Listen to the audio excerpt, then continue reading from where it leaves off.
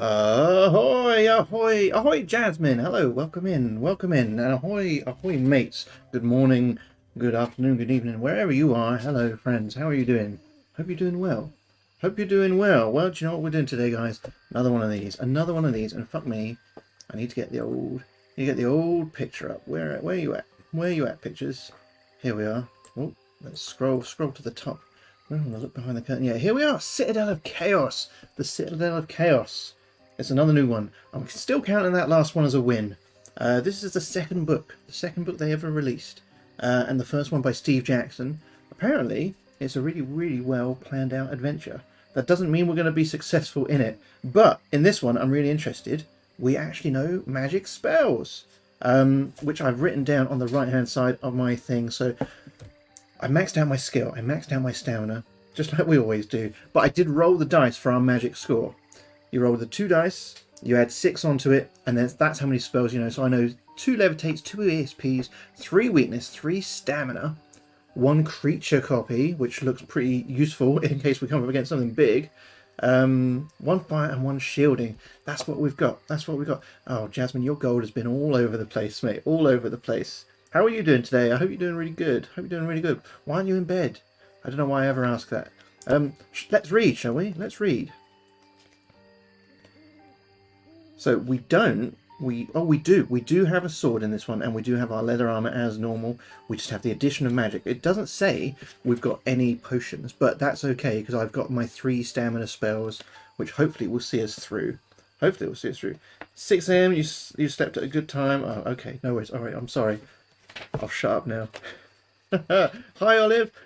Oh, you couldn't steal from me. Of course you couldn't steal from me. I'm too wary. Right. Guys, let's read a bit of the history, a bit of the background, right? It never works for you. I'm so sorry, friend.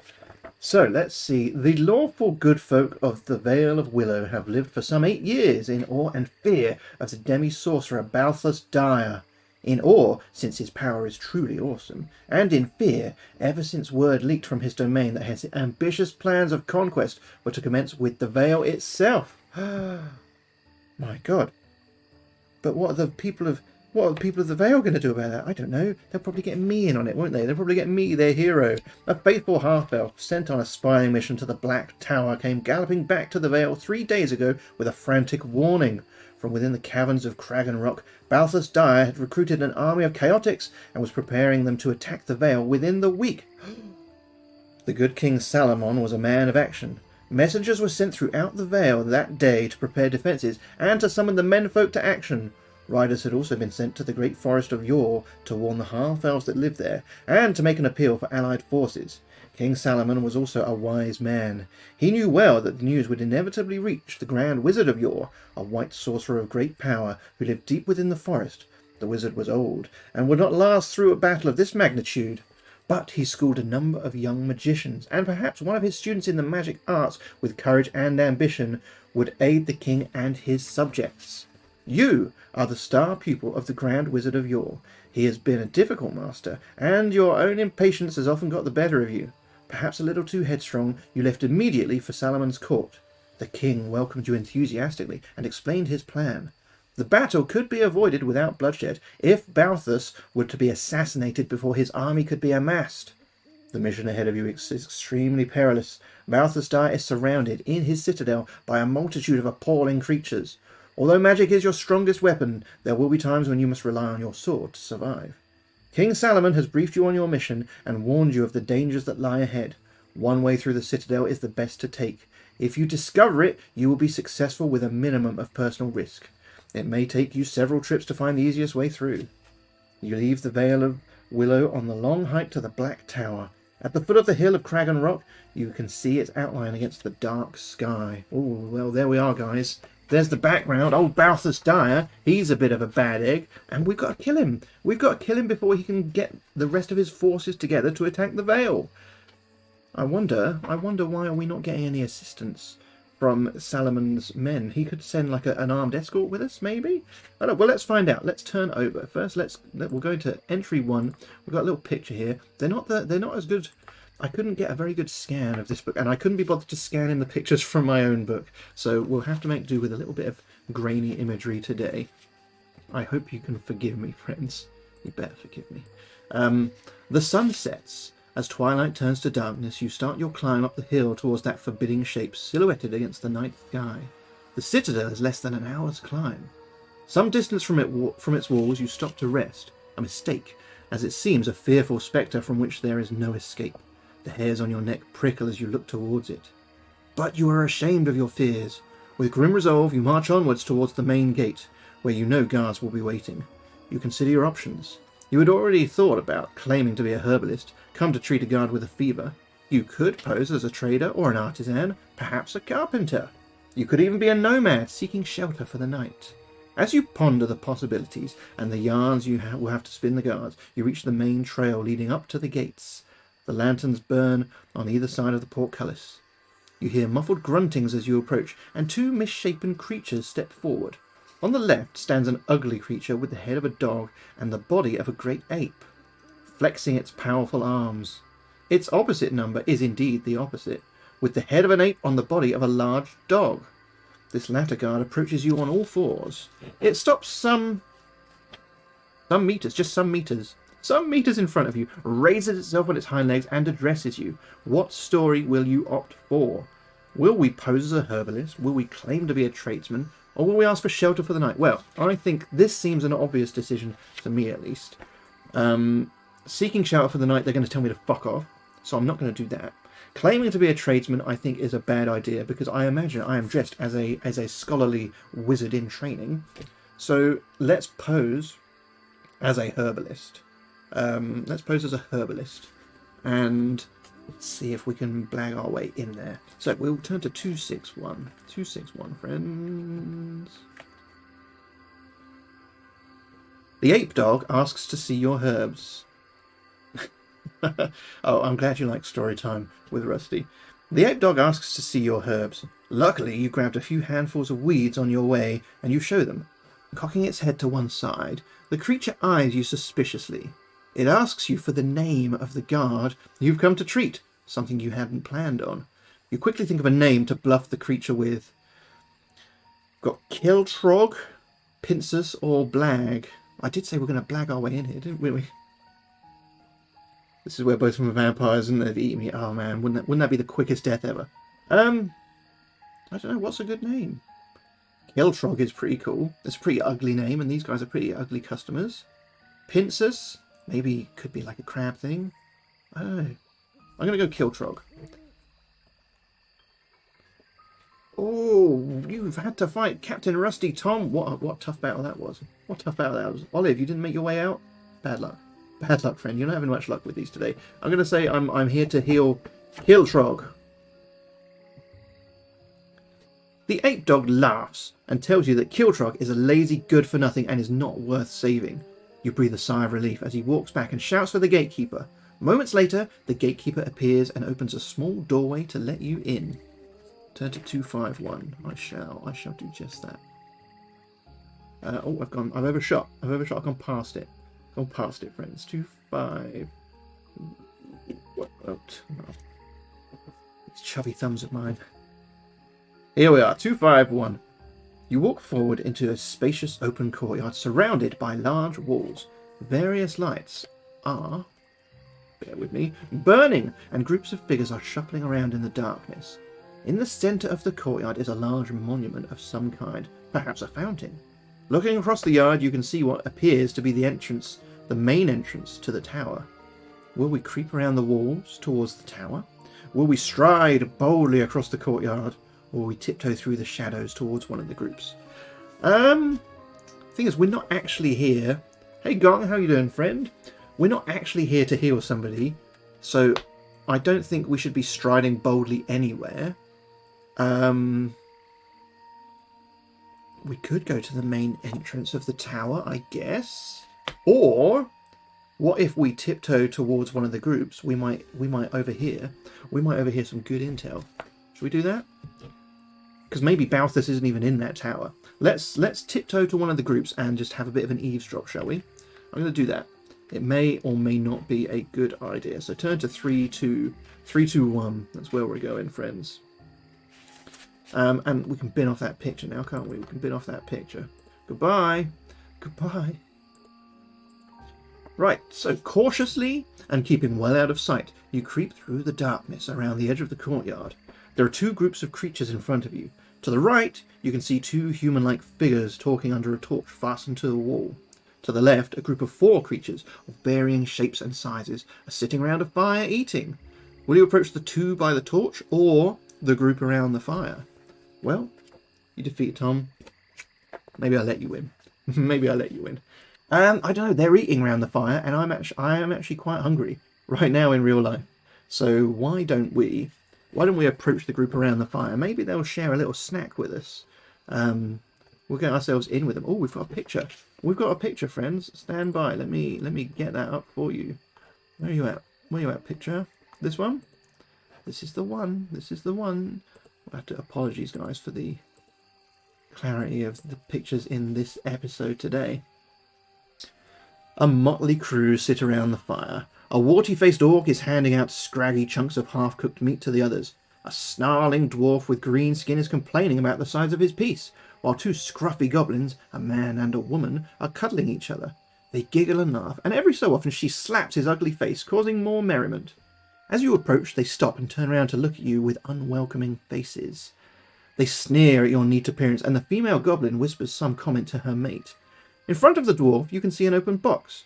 You can just make out a vial of liquid within it. Will we sit down with them around the fire, or ask whether we can join them?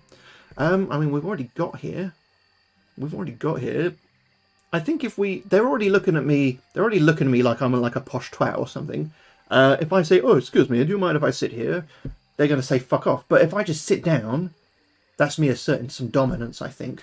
You think ask? Well, I think I'm just going to sit down. I'm just going to do it. I'm going to be bold and daring. And if we get in trouble, we all are apparently. We're all posh. We'll live in castles. I don't know. I'm just going to sit down because we've got magic spells that we can fuck them up with if we need to. They are taken back by your audacity. Rather than waiting for them to talk, you act aggressively and demand to know how they got into the Citadel. Oh my god, look at this! Look at the big balls on this wizard! They point to the main entrance, obviously a little bewildered by your confident manner, and whisper amongst themselves. The orc tells you that you will need the password scimitar to get in. You ask about the vial of liquid within the box, whereupon they get agitated. Will you press them for more information about the vial, leave them and head for the 2 men you saw earlier, or press on towards the Black Tower? Well, Joe, while they've already given up enough information, let's ask them about the vial. And we've learnt a password. Let me write that down. Let me write that down on our sheet. So we've got a password, scimitar. And I'm going to ask them about the vial, because they're spilling their guts right now. They're telling me everything I want to know, and even some things maybe I don't want to know. 60. The creatures become suspicious as you press them for information. The dwarf springs to his feet, brandishing a wooden club, while the goblin and the orc grab swords and glare at you. The goblin's mistress shrieks and steps back several paces as the others advance towards you. You'll have to fight them. You may use a magic spell. Oh, I've got some magic spells, haven't I? I've got some magic spells. I've got levitation. Have I got an illusion spell? I've definitely got levitation. I don't know if I want to waste it right now though, because levitate can move objects as well. I looked at my spell list. I could fight them. I could just draw my sword and fight. Fuck it. I'm not going to waste a spell so early on. I'm going to draw my sword and fight them. So I need to turn to 213. 213. Yeah, you draw your sword just in time as the dwarf is almost upon you. Fight each in turn. Man, they have got rubbish skill. The dwarf has a skill of 5, the goblin has 6, and the orc has 5. And they all, apart from the orc. Oh no, wait. The dwarf will only require 3 hits to kill, the goblin only 2, and the orc 4. I think this is going to be an easy one, guys, because my skill is 12, obviously. So we'll go, I am the blue dice, the enemy is the white dice, and I easily outmatch all of them. The dwarf has a skill of 5. He doesn't stand much chance. He has a chance, but not much. Not much. So, 4, that makes me 16. 7 and here's 5. No, 6 and here's 5. That's significantly less. That's one hit. One hit to me. And that's 10, so he's on 15. That's 8 for me. That put me on 20 with my 12. That's another hit to me. Of course it is. Rusty's the best wizard and the best swordsman in all of the Vale, of course. 5 and 12, 17. 11 and 5. I'm so sorry, friend. It's only 16. So that's it. That's the dwarf dead. Next one up, Goblin, who has 1 higher skill but 2 fewer stamina. I only need to beat that Goblin 2 times in combat to beat his ass. Let's do it. Let's get this combat out of the way and get ourselves into the tower. We have a password. We have a password. Maybe we'll get to investigate that vial. That's an easy win to me. 11 on the dice. I mean, they're outmatched. That's the Goblin dead. The next one we've got. Jasmine, you just rage smacking on your keyboard. The Orc has a skill of 5 but a stamina of 7. We need to defeat him in 4 rounds. It should be easy because he's nowhere near as skilled as me. Maybe he's got a full tummy. He just needs to sit down and let his meat settle. But now he's feeling a bit queasy because he's having a fight. That's 1 to me. We should be keeping track with our yellow dice, perhaps. Oh, fuck me. So 7. So that puts me on, what, 19? And 10 puts him on 15. I'm so sorry. That's another 1 to me, Orc. And that's another 1 to me with your double 1. Go fuck yourself, Orc. 1 more. He's going to get wrecked. He's going to get wrecked. And there we go. Orc dead. The Orc is dead. If you win, as if we wouldn't, turn to 2, 3, 5. Oh, we could have escaped at any time. We could have escaped at any time. Maybe they didn't need to die. Maybe they didn't. Well, too late. Too late. Thanks for the food. Thanks for the intel. Now you're dead. Thanks for your sacrifice, I guess. Thanks for your sacrifice. 2, 3, 5 is where we're going. Look at those doubloons on him. You're a rich man. Afraid that the commotion may have attracted attention, you peer out into the darkness.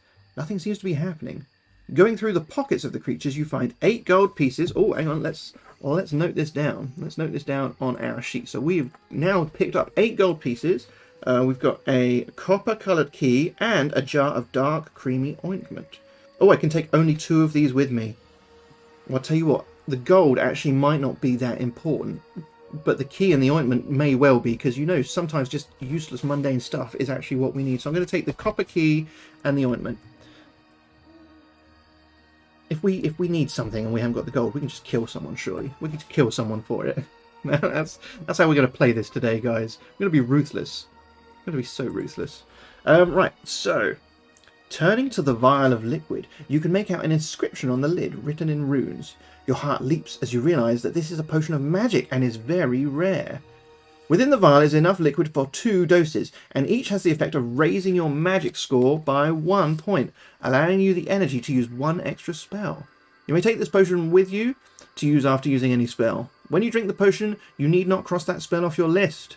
Remember, this potion will only work twice, and you may carry on, either towards the Citadel or over to the 2 men talking. I think we've probably caused enough of a ruckus here, haven't we? We should probably... Oh, what have I done there? We should probably move on. Let's get rid of that picture. Those guys are dead. Those guys are dead. We're not even going to give them an F in the chat. I'm going to mark on my sheet that we've got magic potion times 2. So when we use one of these spells, we can use up the potion instead and keep the spell. Right, I'm going to head towards the Citadel. Is my plan. I said no Fs, Jasmine. I said no Fs for these guys. They don't deserve it. Yeah, because I think if I go and talk to those other 2 guys, I may end up getting in another fight, and they might be a bit more capable. So let's go to the Citadel. We know the password. Oh, we've got another picture. We've got another picture, friends. See, something tells me this means we're on the right path. But maybe we're not. Maybe we're just on the path to death. Wouldn't that be a shitter? I think it would. I think it would. Right, here we go. This is what we're seeing. This is what we're seeing. Let's read on. Let's read on and see what it is. You set off towards the Citadel. Although the night air is calm, you hear a faint whistling, which rapidly gets louder and louder until a strong gust of wind suddenly hits you with such force that you can barely move against it. You shield your eyes until the blast retreats slightly, and as you open them, you see a ghostly female face inside what appears to be a living whirlwind. She mouths words at you which you cannot make out, but some seconds after she's finished talking, the message reaches you. She seems to find your appearance offensive. What? Excuse me, I thought I'd scrubbed up quite nice. You grab at your sword, but she laughs. Will you ignore her and continue? Talk to her, or use your magic to see her off? That's a good question. I think swords are of no more use here. I'm not going to cut through the wind. I don't think she's going to really talk to me. She's just called me ugly. And the magic I've got, what magic do I have? I've got Levitate, ESP, Weakness, Stamina, Creature Copy of Fire, and Shielding. I don't know. I'm thinking let's ignore her, because if she does end up attacking, we'll probably get a chance to use our magic anyway in a combat, right? Unless ignoring her just leads us to instant death while we turn our back on her. I don't know. Right, I'm going to ignore her. I'm going to ignore her and continue. For better or for worse, guys, this is what we're doing. Live with it. All right, you'll have to deal with it. She is deeply insulted by your indifference. The whirlwind rises once more, and this time she knocks you off your feet. You try crawling forward, but she positions herself in front of you in whichever direction you turn. You'll have to try and outwit her, but how will you start? Make your anger obvious to her, or talk to her to try to pacify her. It worked with the dudes around the fireplace. I sat down and I said, "How the fuck did you get in the tower?" And they told me. Maybe I should be angry at her as well. Maybe I could do a fart and it'll get sucked up into her body and then she has to live with my farts. I don't know. That's not an option. I think talking to her isn't going to do it. I think maybe the time for talking was before I made this decision. Let's make our anger obvious. Fuck it. If we're going to fight, we're going to fight. Let's do it. Let's do it. She laughs again and tells you she likes to see people getting angry. In good humour, she accompanies you for several meters. Conversation is difficult. She sees something in the distant shadows and nips off to investigate, allowing you to advance to the Citadel's main entrance. Turn to 218. Well, there we go. 218 is where... I guess we got away with it. But what did she see in the distance? I wonder. Is it something we're going to run into further down the line? Let's see. In front of you is a large wooden door, firmly locked. You may either knock 3 times for the guard, or you may use a strength spell to try and open it. I don't have a strength spell, do I? Oh, I keep moving that. I didn't pick any strength spells. There was a list of spells that I could have picked. Strength was not one of them, because I didn't think I would need one, because I thought the other spells and my sword would cover me. So I guess we're knocking. On the door. Okay. Knock, knock, knock. I hope you're decent. Who could be behind door number 1? The door opens and a large brutish creature steps out. Oh, and there's a picture of him. One moment, friends. Let's get him up. You want to see this large brutish creature? Tell me if you think he's large and brutish enough for you. I've seen bigger. There he is. There's the chap. You open the door and a large brutish creature steps out. It has a sharp horn in the middle of its forehead, and its skin appears to be armour-plated. It grunts to ask you what you want, and demands the password before letting you in. Do you know the password? I think I do. It's Scimitar. Unless they were lying to me. So if so, turn to 273. If not, you have to bluff your way in. Well, I'm assuming Scimitar is correct. That's what they told me. So I'm gonna turn to 273 and hope that Scimitar shows up there as the option. You better put those doubloons back where you fucking found them. You better put them back where you found them. Where am I going? 273. 273. I don't want to tangle with this guy. Oh, here we go. Is the password Scimitar, Ganges, or Kraken? Well, Scimitar's the only one we've been given. So we will now turn to 371. Because that's the one for Scimitar. 371. The creature grunts and opens the door to let you in. Turn to 177. Alright, we're in. He's let us in. Unless it's all just part of a big old trick. You're in a narrow hallway. This continues for several meters and ends in a doorway. Halfway along the passage, you can see an archway where some steps lead downwards. Will you go forwards to the door or creep down the steps? Should we go towards the door? I don't think we need to go downstairs yet. And if anything, Balthus, he'd be at like the top of the tower, wouldn't he? You know, he'd be in like the penthouse. Let's head towards the door. Shall we? You try the handle of the door, and it turns, opening into another hallway. What a surprise. Always hallways and doors in these games. Some distance along, the passageway turns to the right, and ends shortly in another door. On this door is a sign which rings, "Please ring for butler." A rope, evidently the bell, hangs by the door. Will you ring as instructed, or try the door handle? I think being a bit brash and aggressive has got us through this so far. That's called karma. That's called karma, Olive, trying to steal from me. So maybe, perhaps, now we are on the inside, we should play it a little bit safer? So instead of just letting ourselves in, let's ring the bell?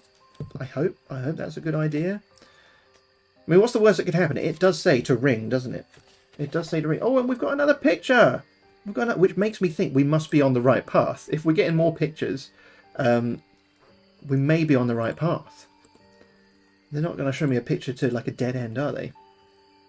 The karma is for stealing my heart. That's what that's for. That's what that's for. After several moments, the door opens slowly, and a hunchbacked, misshapen creature with rotten teeth, ragged hair, and tattered clothes stands in front of you. "Yes, sir. What can I do for you?" growls the half-human creature. "I am expected," you reply, and walk past him through the door with confidence. He is a little bewildered by your manner and stammers, not knowing whether to challenge you or not. "Which way to the reception room?" you demand. He squints at you through one eye and motions towards a left fork in the passageway a short distance ahead. Will you believe him and take the left fork, or do you distrust the shifty creature and take the right fork? I've got no reason to distrust him, have I? I've walked in confident. Hey, Habibi, how you doing, friend? Yeah, I mean, he looks like he's a shifty fucker, and he sounds like he's a shifty fucker. But I've walked in there like I'm the boss. Why would he lie to me? He's got no reason to suspect that so I'm going to believe him. I'm going to believe him and take the left turn at 243. 243. The passage runs along for several meters and then ends at a door. You listen at the door and can hear a deep, heavy breathing coming from inside, as if some large creature were asleep in there. Cautiously, you try the handle, and the door opens. Just inside, although the room is dark, you can see that a very large goblin-like creature is asleep on the floor. You may either risk tiptoeing into the room, or may return to the fork and try the right-hand passage. Should we tiptoe in? Because this is the way the guy told us to come. So I'm going to keep going in. Maybe we're going to wake the goblin up. Maybe we're not. Who knows? We'll turn into 352 and we're going to find out what our fate is going to be. Oh, fuck me. It's another... This might have been a mistake. He might have been tricking us. Because this don't look like no goblin to me. Friends. Hang on, where is he at? There he is.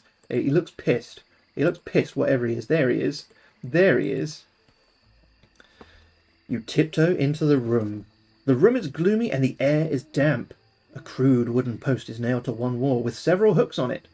There are two doors in the far wall leading onwards. On the post hanging on the wall is a makeshift mirror, but as your torch lights up the mirror, its reflection is thrown across the eyes of the sleeping giant. Not a goblin, then. Not a goblin. A giant. What the shit is up with this? For fuck's sake. Who grunts and stirs. One eye opens, then another, and, seeing you, it springs to its feet. It grabs an axe, which it was using as a pillow. A pillow? Really? And quickly undoes a leather sheath to reveal a sharp bronze head. This creature is a gark. A gark is half goblin, half giant, bred by master sorcerers for their aggressive character. Although somewhat stupid, they are rather tough beasts with a warlike nature. Oh, fuck me. Will we make a dash for the doors? Will we draw our sword ready for a fight? Will we apologise for disturbing the creature? Or will we prepare to use a spell? Let's use a spell. Fuck me. We're here to do magic. We're a wizard's apprentice. No, I'm not going to apologise, Jasmine. It's too late. The damage is done. He's already constructed his axe pillow. We're going to use some magic and see if we can fuck him up. Okay. You may use either a Fool's Gold spell. I don't have that. A creature copy spell. Oh, I do have that. Creature copy would make a copy of him to fight himself. I could do that. An ESP spell. Oh, which might let me know what was the ESP spell again? Because I've got a few of those. Well, I've got a few of those. ESP spell was tune into psychic wavelengths, read a creature's mind, or see what's behind a locked door. That's no good to me. Or a weakness spell. Oh, maybe a weakness spell. Strong creatures are reduced by this spell to miserable weaklings. It's not successful against all creatures, but when affected, those creatures become puny and much less of a challenge in battle. Fuck it. Weakness spell. Weakness spell. Eat my shit. Right, so I'm not going to cross weakness spell off my thing, but I will take one of those magic potions off, because that takes up one of my spell slots. So I'm using a weakness spell on him. I already had 3 of them anyway. I don't know why I'm saving them, but it seems like a really useful spell, actually. Right, so turn to 152. So I wonder, maybe a Fool's Gold spell would have been good. I think a Fool's Gold spell, I could have turned like a rock into some gold to distract him. And then I guess I would have run away, but that was one of the options anyway, wasn't it? To run away. Right, 152, weakness. 152, weakness.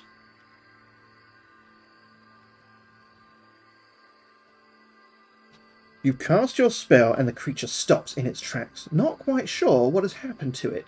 With some effort, it picks up its axe and comes towards you, but it's evidently not such a strong adversary as before. You draw out your sword to finish the Gark off. Yes. Right, the Gark now only has a skill of 5 and a stamina of 5. We easily outmatch this. We easily outmatch it, and we only need to do him 3 times. Right, so because my skill is 12, so unless he rolls amazingly and I roll shit on the dice, we've got this. We've got this. Boom, I'm the blue dice. Look at this. 7 against his 9, but I had 12 and he adds 5. That's an easy win. That's an easy win for old Wizard Rusty. Roll number 2. He's hit again. 1 more. This Gark, he can fuck right up. Get wrecked. Get wrecked. Look at that. 11 against 3 on the dice. Eat my shit, Gark. If you defeat the creature, there was never any question, was there? Turn to 180. Here we go, friends. 180. That's where we're going. The great Gark lies dead on the ground. Not so great now, actually. Not so great now. What a noob. You're right. You wait for a minute to see whether the commotion will attract any guards, but all appears to be safe. You go through the creature's effects, but find little of value. Inside a pouch strung around its waist are 6 gold pieces and an ornate hairbrush. You may take these with you if you wish. Well, why wouldn't I? Why wouldn't I? Why wouldn't I need a hairbrush for all this hair?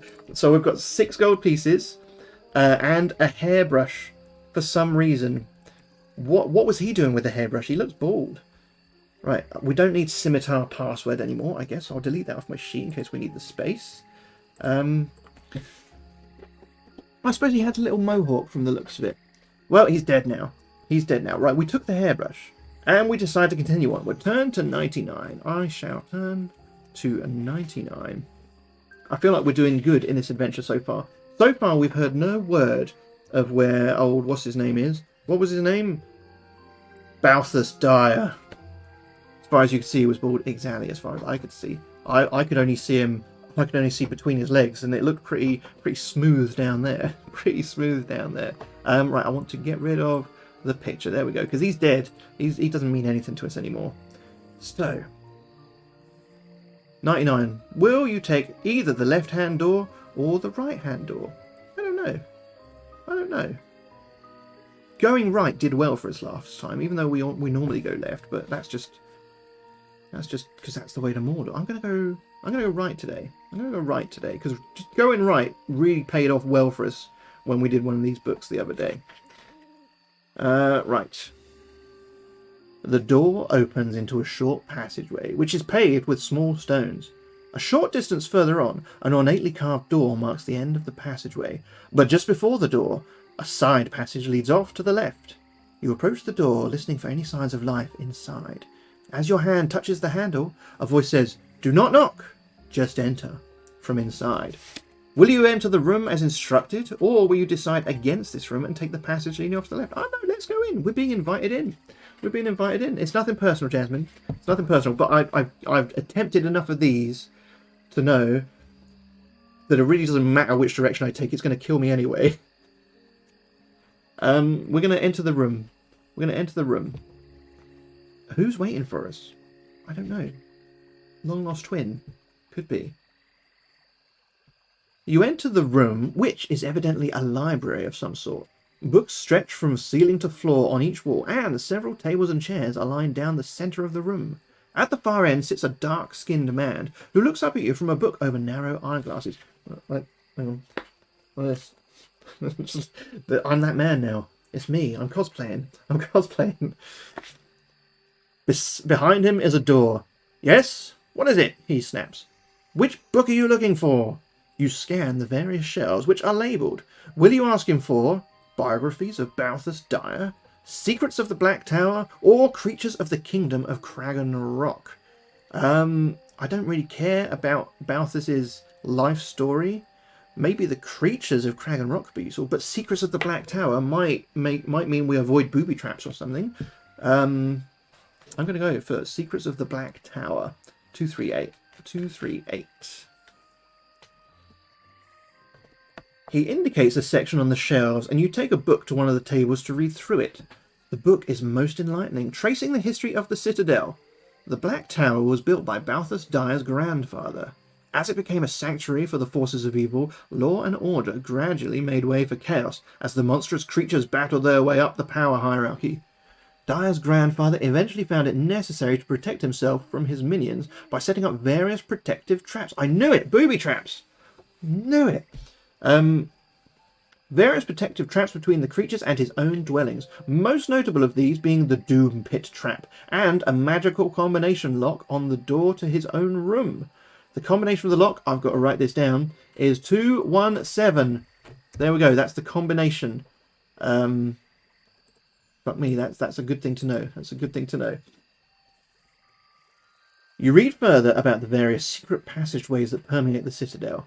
You may then choose to either ask the man for the section on Balthus Dyer, or the section on Creatures of Cragon Rock, or you may leave the room through the door at the far end. I think we probably learned what we need to know. We know that there is a Doom Pit trap and a magical combination lock, of which we have the code. I think let's leave. Let's leave through the door. Let's not push our luck. Let's not push our luck. Olive, stop burning your doubloons. What page? 31. I'm going to 31. What have you for me, book? You leave the room through the door at the far end, which opens into a short passageway ending at a large wooden door. The handle on this door turns, letting you into a large chamber. Turn to 169. Don't mind if I do. Oh, we've got a picture, friends. We've got a picture. It doesn't look like anything monstrous right now, which I'm very pleased about. I'm very pleased about. I just need to find it on here for you. I swear, sometimes it takes longer to get set up for one of these streams than it does to play the damn book because I die so quick. But we've been getting better, I think. I think we've been learning. We've been learning all the little nuances of how they piece these things together. Right, so the room you're in is some sort of grand dining hall. A long table, large enough to seat some 40 or 50 people, stands in the centre, edged with chairs. Various doors and passageways lead from the room, but you are particularly interested in two wide staircases, which lead upwards to either end of a balcony overlooking the hall. Paintings and suits of armour decorate the walls. The room is empty. Will you take the left-hand staircase upwards? Will you take the right-hand staircase upwards? Will you investigate the paintings, or will you investigate the suits of armour? I mean, I'll go past the paintings and armour if I go up the stairs, won't I? Let's go right again. Let's go right again. It's been working out for us. I mean, it looks like they end up on the same little balcony anyway, don't they? So does it really matter? The stairs are well worn and creak under your weight. Cautiously, you climb up to the balcony. Turn to 363. I'm curious. I want to see if I get the same thing if I went on the left staircase. We're not doing it. I'm just interested. I'm just interested to see if it would have led us to the same place. Oh. No, we would have had an accident. We would have had an accident. Oh my goodness. We're turning to 363. Turning to 363. That's where we were headed. Along the balcony are 3 doors. Will you try the door to your left, the door in the centre, or the door to your right? Well, we went right up the stairs. Let's keep on going right. Let's give ourselves a nice little loop. So that is 304 we're turning to. 304. Oh, fuck. Fuck me. Fuck me. We should have taken another door. I think we should have taken another door, friends. Because who's this? Who's this clown? Where are you, clown? Who's this wanker? Who is it?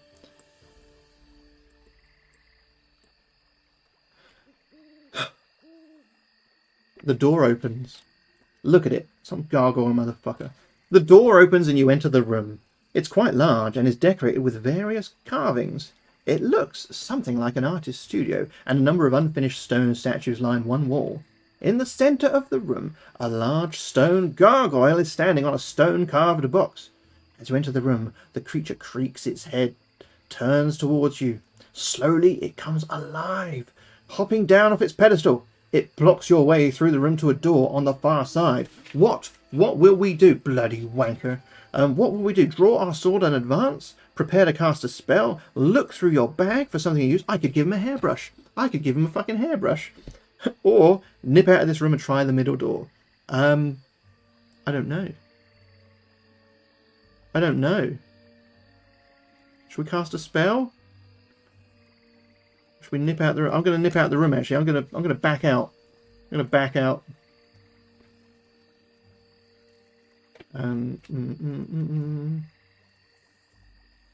Cast spell of death. I'm gonna try and back out first, and then see if. Am I going the right way? Yeah. Try the middle door. Right.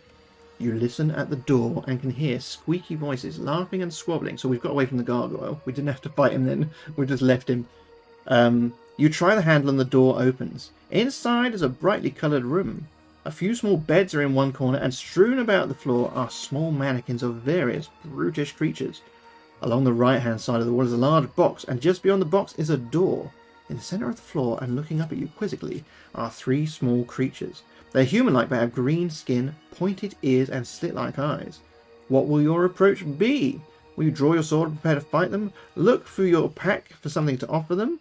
Or walk confidently across the room? Shall we see if they want the cream or something? Shall we see if they want the cream? What's the worst that could happen? What's the worst that could happen if we give them the cream? Right, get rid of that picture. I'm going to look in my pack and just see what we can do. See what we can do. Oh. Will you offer them a pocket myriad, a spider in a jar, or a handful of small berries? I don't have any of them. I don't know. It does work for you. It will only say the first person who starts it. Anyone else who puts it in just gets automatically entered into that boss fight. Don't you worry. If you cannot offer any of these, you can either draw your sword or head for the far door. Fuck it, they're only little. I'm going to head to the far door, and if I have to fight them, I'll fight them. I'll fight them. 3, 6, 6, 6, 6, 6. As you stride past them, the little creatures watch you silently. They seem merely to find you interesting. You feel that something is not quite right here. Down to 140. Oh no. Oh no. Are they going to turn into massive monsters and we're going to die? It's been a while since we died in one of these books, isn't it? You leave the room and head down a short corridor.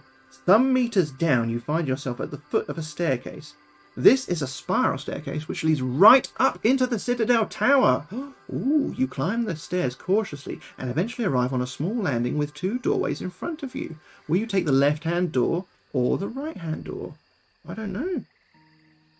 I don't know what we should do now. Should we take the left-hand door now? Should we take the left-hand door now? Right, let's... 25, 25... Oh, what's happening over here? Well, maybe this is a trap. Maybe this is a trap of sorts, friends. Let me show you what we're looking at here. The door opens, allowing you into a large circular room. You scratch your head quizzically. In the centre of the room, you can see a small island surrounded by a wide trench, on which stands a chest locked with metal fastenings. The trench is too wide to jump and is very deep. Just inside the door is a length of rope. A door leads from the room. Opposite the door you came in through. Will you ignore the box and walk around the trench to the other door? I don't have a strength spell. Pick up the rope and formulate a plan. I've got a levitate spell. Why can't you? No, it's an obvious trick. It's an obvious trick. Or is it though? Let's pick up the rope. What's the worst that could happen? Worst case, we just drop the rope and walk around carefully to the door anyway. I'm going to pick up the rope. Pick up the rope. We made it this far. We haven't died. So clearly we're not making the worst decisions. An idea strikes you. You tie the rope into a loop with a slip knot at the end. Whirling the rope around your head, you try to snare the chest. After several throws, your loop goes over the chest and the slip knot tightens around it. You pull and the chest shifts. You pull once and it falls over the edge and down into the trench. But, oh no, to your dismay, the weight of the box is enormous and it pulls you right over with it. Oh, if you have a levitation spell, I do. Use it. Use it. Fuck me. Fuck me. We very nearly died, I think, guys, but we've got the levitation spell. 379 we're turning to. Holy shit. Holy shit. That could have gone very, very badly. Let me take the... What am I taking off? I'm going to take the magic potion off. So we use the levitate spell. We use the magic potion to restore it. Now we're out of potions and we'll have to dip into our spell funds from now. But fuck me. You release the rope and float into the air, dropping back on the ground on the rim of the trench.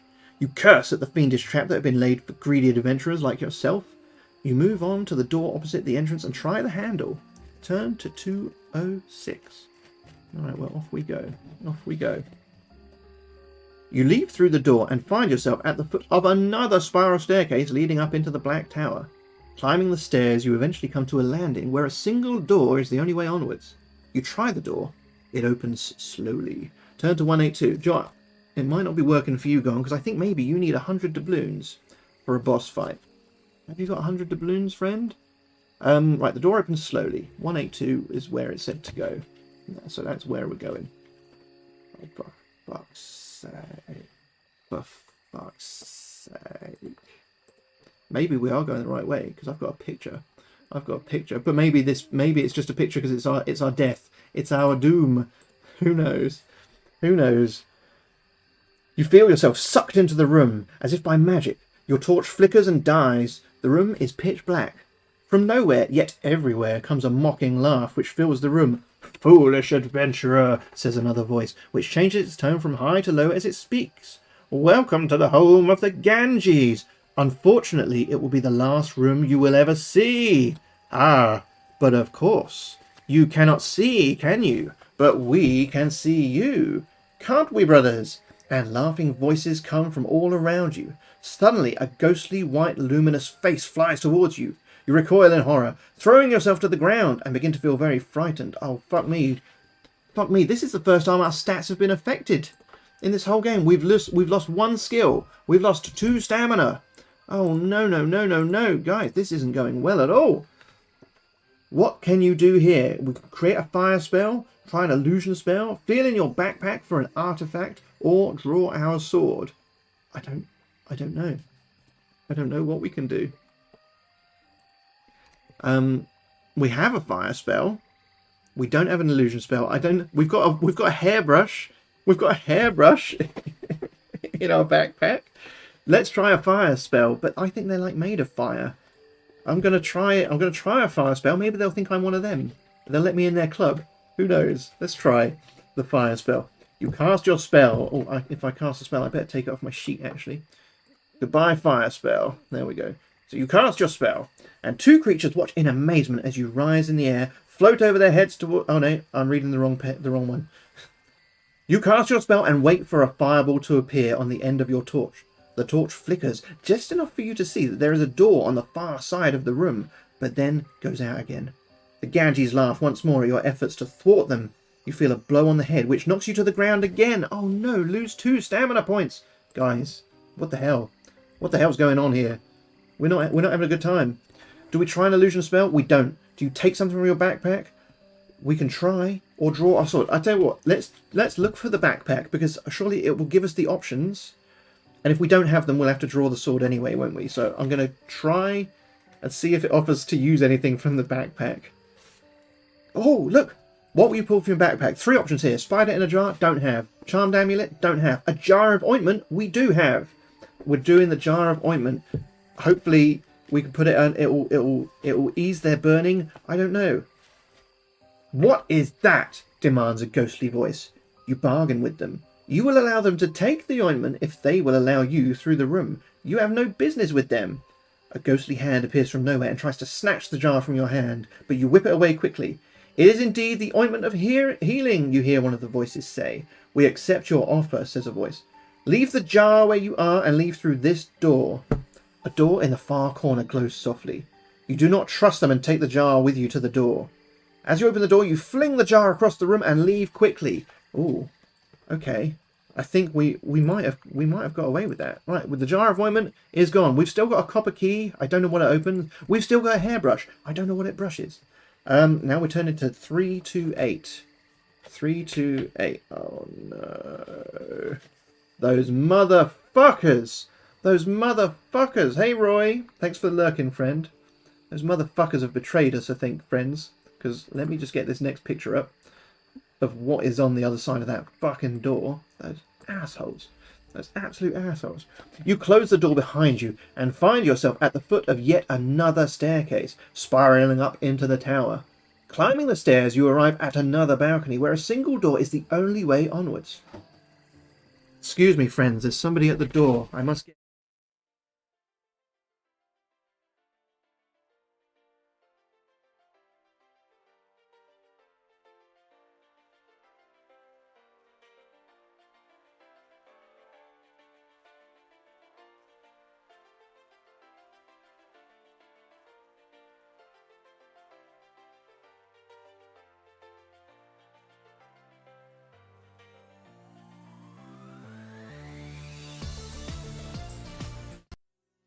Okay, we're back at the room. We're back at the room. We arrived at the door and then someone out the door. I know, it's so meta, mate. It's so meta. Did you hear him though? Rap, tap, tap, tap, tap, tap, tap. Motherfuckers. Right, so... Trying the door, it opens easily. But as you push the door, a loud hissing noise comes from within. You step inside and turn cold as a huge six-headed Hydra snake comes towards you over the bodies of its previous victims. Its six serpent-like heads dart at you with vicious pointed teeth. You cower into the corner. What will you do? Oh, fuck me! I'm going to use my creature copy spell. I'm going to use my creature... Or I could use something from my backpack. Could I use a hairbrush on them? Could I use the hairbrush? No, I'm going to use my creature copy spell. I'm going to... Hydra against Hydra. The showdown of the century. Turn to 143. Turn to 143. I'm glad I picked that one. 143.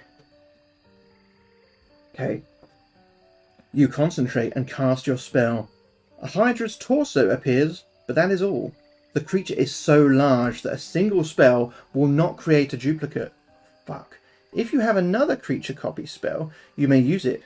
Otherwise, you may look in your backpack for something to use. Oh no. Right, so we've wasted the spell. We've wasted the spell, creature copy. We only had one of them. All we've got in our backpack is a copper key and a hairbrush. I'm going to look in my backpack. Maybe if it gives me the option to use one of those things, I'll do it. Otherwise, we're going to have to fight them. 226. 226. Oh no. Oh no. You may pull from your backpack any one of the following if you have collected them. A silver mirror? No. A golden fleece? No. A pocket myriad? No. If you have none of these, turn to 184. Okay, here we go, friends. We're coming up to an hour of this stream. This is normally the point we die, isn't it? I've got a very bad feeling about this. While you are deliberating your next move, the Hydra advances. Two of its heads dart out and bite you, one on your arm and the other on your neck. Its sharp teeth pierce your skin and bite deep. All is lost. You have failed in your mission. That's it. Dead. Dead. Oh my goodness. Who'd have seen that coming? Who could possibly have seen that coming, that we would die? I can't believe it, friends. I can believe it. We're bad at these, aren't we? We're bad at these. But fuck me, guys. It was fun. It was a nice story. It was a good adventure while it lasted. We never got to see Balthus Dire, but perhaps next time. Perhaps we just need to take a different turn or choose different spells. At least now we know that we could potentially change a Hydra, copy a Hydra. We just needed more creature copy spells. We'll try again. We'll try again another time. But I tell you what, guys, I'm going to be back tonight. I don't actually know yet what we're playing tonight. Mrs. Rusty might have some space in her schedule, and maybe we'll carry on that Song of Horror game that she was playing last week. Because fuck me, that was a fun game. And it's always good watching Mrs. Rusty get scared. So we'll be back, well, in about 7 hours, guys. If you want to join, we'll either be playing something with Mrs. Rusty, or I'll be playing something completely different. I don't know what yet. But for now, let's raid out. Let's go say hi to Jackson. He's doing the usual these days, playing some Dead by Daylight. So come say hello, come hang out for a bit, and then look after yourselves, and we'll maybe see you later, friends. Have a good one, and I'll see you all later, friends. Right, bye-bye-bye-sies.